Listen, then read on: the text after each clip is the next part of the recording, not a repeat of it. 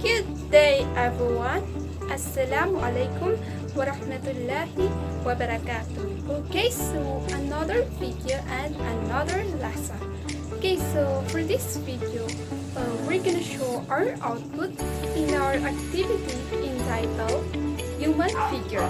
Okay, so before anything else or before let's proceed. In this activity, we're gonna show or we're gonna draw a human figure that represent us, and we will give characteristic or how we describe ourselves, and of course with a partner we will ask our characteristic. Okay, so in this activity entitled human figure, this is a per activity and my partner is Miss Nihar Gubar. Once again, this is my output. Okay, so as you can see, I choose this kind of outfit, wearing an abaya in Maranao terms, or in English you can call is a long dress. Okay, so I choose this outfit because this is one of the most comfortable outfit for being a Muslimah. So I really love wearing this kind of outfit. Okay, so as much as possible, I don't wear any jewelries. Okay, so that's why, as you can see in the pictures, there's no jewelry. Okay, so describing to the left side or by describing myself. Okay, so like the side in the activity that on left side is the description to yourself. Okay, so the first one here is respectful. Okay, so I really respect people as much as possible. Kahit na may ma-meet tayong mga tao na walang respeto, as much as possible, we always put respect with one another. So, especially sa mga matatanda, I really put respect to them. So, ugali ko na yan. And then, determined. Okay, so, I'm a kind of a person na determinado sa lahat ng bagay. Determinado matupad ang pangarap sa family and for my parents, of course.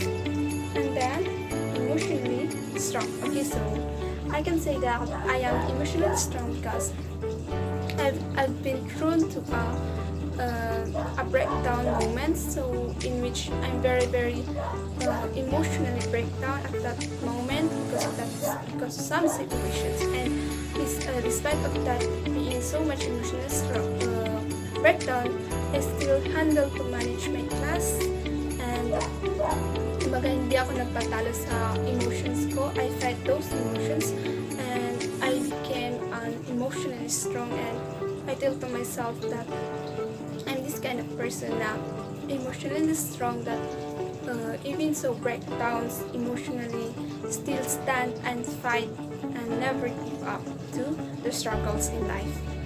And then, love confidence. Okay, so maybe I have a lot of confidence here because it's only a virtual presentation, but definitely pag personal is I'm really kulang ako sa confidence or mahiyain in front of people in speaking in public. So I really hope that ma-develop kong ugali ko ito or character na ito. Okay, so shy type person. Okay, so I'm that kind of person also na mahiyain. So hindi ako unang nag-approach sa isang tao. Mahiyain ako makipag-usap, so and lalo na sa mga matatanda. So this is also an attitude that I really want to improve. Okay, so sensitive. Okay, so easy being hurt, or lalo na sa mga best friend ko, masyado kong sensitive. Parang konting magtampo lang sila or magalit. Parang napaka-sensitive ko sa mga bagay na yun. Okay, so we have here the kind and a loving. Okay, so I can say that it really in my heart to be kind and loving with the people that surrounds me. Okay, so as and also being a Muslimah, we really need this kind of attitude. And I guess ito na din yung naman ako sa parents ko. So as I've observed to them, they're really kind and loving and helpful to other people. So this is one of my attitude na kailangan natin sa panahon ngayon. So, and I can say that loving or kind because pag nakakita ko ng mga mahirap or mga walang kaya is parang gusto kong tumulong sa in my own small way. And of course, always be kind to the people because karma is always there. So, kailangan maging mabait lang tayo at mapagmahal as long as walang ginagawang masama sa ating mga tao. So, why not be kind? So, we have here also helpful. Okay, so gusto ko rin yung tumutulong sa kapwa, makakatulong. So, it gives me happiness. Okay, so lalo na pag na-appreciate. Okay, so the last one is that I describe in myself is I am physically weak. Okay, so since bata is parang mahina yung katawan ko, yun yung sinasabi nila. So, just like a year past ago when we were high school, way back when we were high school, nag-run lang kami, run sa campus, and then in that mga activities, napakadali kong mapagod. Kumbaga, madaling napapagod yung katawan ko. So, and minsan sumisikip yung likod ko or hindi ako makahinga pag napapagod. So, but this college, I guess, medyo nag-improve na rin siya and hoping na mawala na siya. And then, that's all for my describe for myself. Okay, so as you can see here, the positive side that I give or describe in myself is respectful, determined, emotionally strong, I consider as positive, kind, loving, helpful. So that's the positive sides that I describe to myself. While the negative sides are have a low confidence, shy, sensitive, and physically weak. So this negative attitude is, I'm really hoping na one day ma-convert ko to or ma-develop ko at ma-improve yung sarili ko as much as possible. I'll try my best para mawala to at maging, for example, in this low confidence as much as possible. Sana in sooner mas halagyan ako ng confidence and hindi na maging mahiyain or sensitive na cause healthy, good. So, sana hoping na ma-develop itong mga attitude ko. So, that's all for the left side. Are the characteristics that I described in myself. Let's proceed with Miss Nihar Gubar described to me. Actually, Miss Nihar Gubar is kilala na niya ako since first year is magkakilala na kami during face-to-face pa. So, kumbaga, she's one of my best friend in college. So, I can say that kaya na din niya ako i-describe or kilala na niya ako. Okay, so the first one na describe niya sa akin is smart, friendly, easy to get irritated, easy to get pressure. Okay, so smart. Okay, so I don't think so. Kung matalino ba talaga tayo? So that's what he said. What she said rather. So, siguro. Okay, so friendly. So, maybe nasabi niya yung friendly kasi nung first meet namin is naging friendly na ako kasi first year college kami nun. So, I really want to have a friends also para nagkasabay din kami siya pag-shift. So, doon kami naging friends. So, maybe nasabi niya na friendly ako but as much as possible, gusto ko rin na maraming friends. And then, easy to get irritated is, yes, minsan, ugali ko rin talaga na madaling ma-irritate sa isang bagay. Lalo na pag wala ako sa mood. And then, easy to get pressure. Okay, so easy to get pressure, I guess, na-observe niyo ito sa this online class kasi napakadali kong ma-pressure sa mga bagay-bagay. Lalo na pag hindi ako makasend ng mga ikapasa. So, na-pressure ako agad-agad. So, the next one is selfless, kind, loving. Okay, so selfless is lagi ko kasing inuuna yung mga kaibigan ko.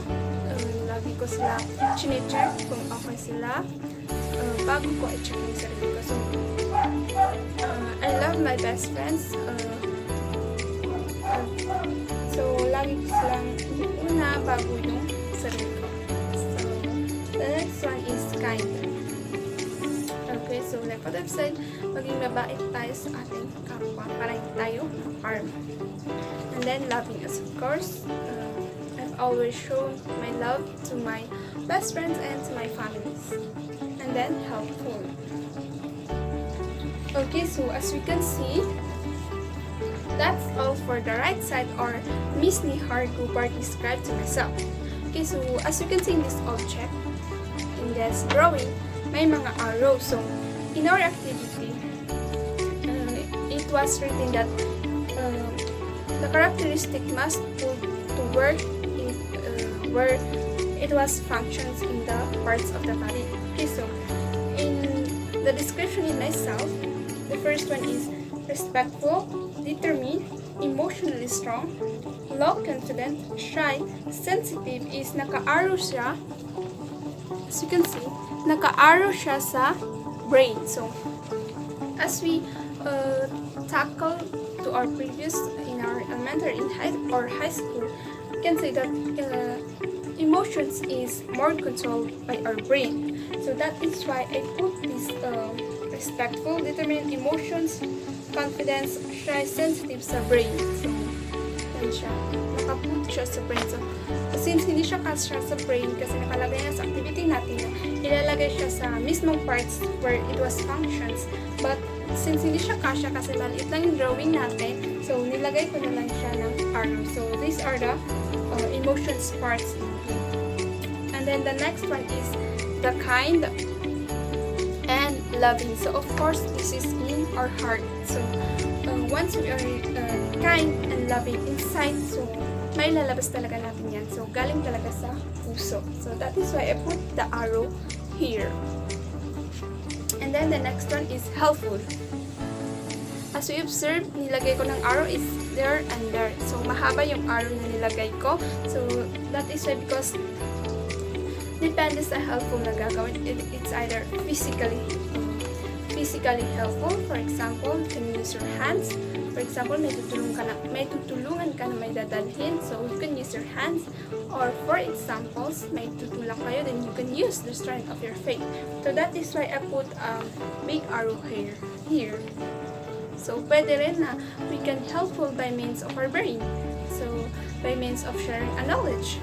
That's also a helpful. So that is why dito ko siya nilagay na arrows. Kumbaga, helpful is the whole body, it could be functions. Then, physically weak is, of course, dito lang siya nakafocus sa physical natin na katawan. So, physically. And then, let's proceed with the Miss Nihar Gubart described. Okay, so, I put in the brain is the smart, friendly, easy to get irritated, and easy to get pressure. So, once again, it's because these descriptions is based on emotions in our brain. I forgot the parts in our brain which control in our emotions, but I really remember that most of the time our emotions is controlled by our brain.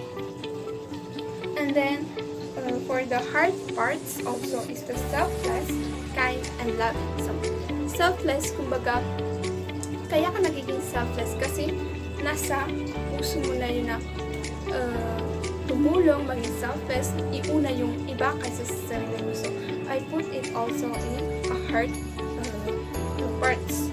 And then helpful, like what I've said earlier, na it depends on how healthy you're going to do. It's emotions or through physical. So, that is why I put a big arrow here. Okay, so that's all for my description. So hope it was clear and understood the meaning of this characteristic and the meaning of each arrow that I put. Okay, so that's all for my output in our activity, which is the human figure.